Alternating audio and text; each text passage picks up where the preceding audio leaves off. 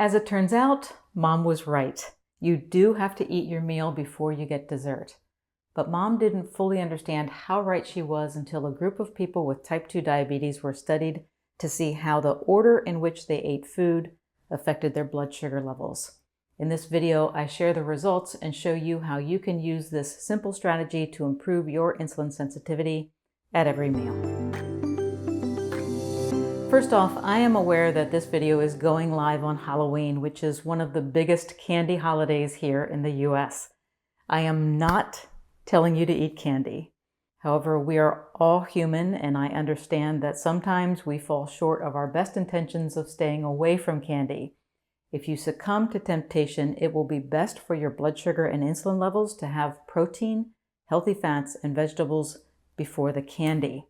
If you are not watching this video on Halloween, you can apply this simple trick at every meal to improve insulin sensitivity over time. It is normal for your blood sugar or blood glucose level to rise following a meal, but if you have insulin resistance, prediabetes, or diabetes, or you just want to keep insulin levels low to make it easier for your body to burn fat, you want to eat in a way that minimizes the post-meal blood sugar and insulin rise. A study involving people with type 2 diabetes looked at how the order of eating the main nutrients of a meal can affect the blood glucose response. The study participants ate the same meal on 2 separate days. For the first meal, the participants were fed quick-digesting carbs, namely bread and orange juice, followed 15 minutes later by protein and vegetables with butter. The food order was reversed for their second meal, which they ate 1 week later. When protein and vegetables were eaten before carbohydrates, blood glucose levels were held significantly lower by as much as 37% an hour after the meal. Insulin levels were also significantly lower when protein and vegetables were consumed first.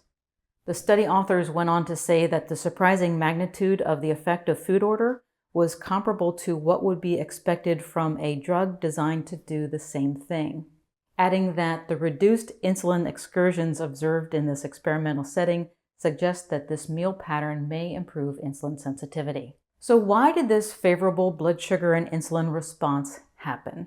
Well, this was a small pilot study, so the mechanism by which it worked was not fully developed. However, it's likely that the protein, along with the fat and fiber from the buttered vegetables, slowed the digestion of the carbohydrates, blunting the blood sugar impact.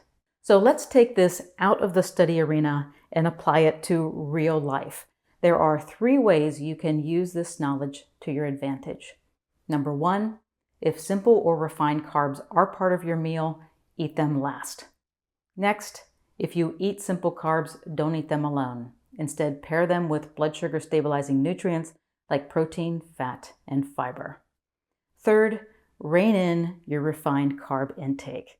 This study showed that eating chicken, salad, and buttered broccoli before bread and orange juice was beneficial, but portion size matters.